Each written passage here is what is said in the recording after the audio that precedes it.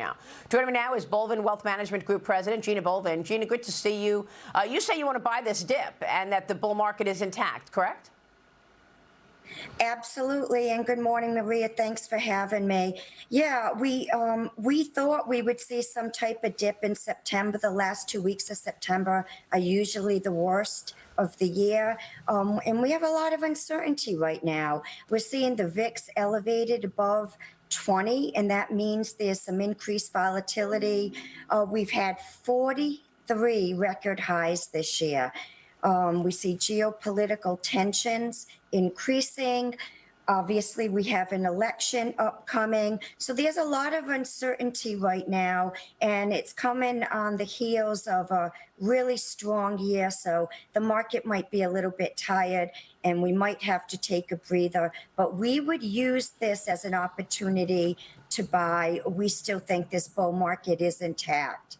Well, what about third quarter earnings kicking off this week, Gina? PepsiCo beat earnings expectations this morning, but it missed on revenue estimates. It cut its annual sales forecast with cautious consumer spending comments. It's weighing on demand for sodas and Frito-Lay snacks. According to PepsiCo, the stock right now is down better than 1%.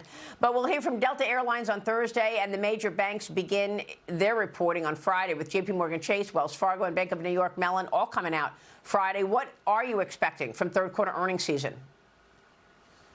Maria, estimates have been revised downward, and it's not expected to be a great earnings season. So there is a low bar for earnings, and we're really looking into 2025. That's going to be double-digit earnings growth. But I think what's important about this earnings season is we're still seeing the Mag 7 driving 80% of earnings growth. So the technology sector is still strong, and we still like large cap growth stocks. Mike Lee, jump in here. Your thoughts?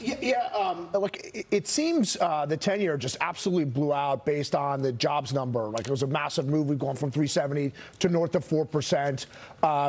It makes you wonder, are we going to see a reacceleration of inflation? That's definitely a concern driving interest rates higher. And if we do see the 10-year Treasury hover above 4%, get back up to 4.25%, will this create a lot of headwinds, not only for the stock market, but for the overall economy if we do not get these rate cuts? Yeah, well, we saw this in August, right, where the 10-year went above 4%. However, the 10-year is rising for good reasons. It's because the U.S. created over 100,000 jobs more than expected.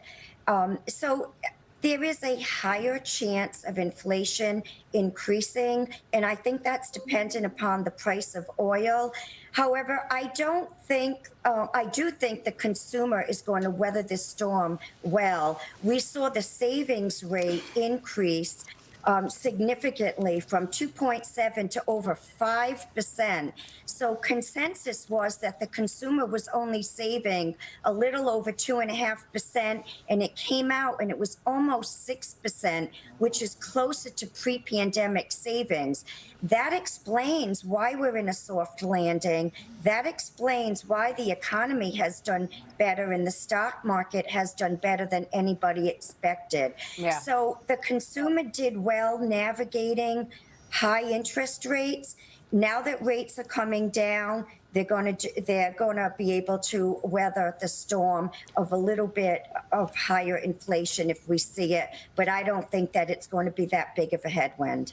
All right, we got another window into that this Thursday with the CPI number coming out. Gina, good to see you. Thank you so much. We'll be watching your work. Thank you. Gina Bolvin joining us. Quick break, and then FEMA funding in the spotlight. President Biden and Secretary Alejandro Mayorkas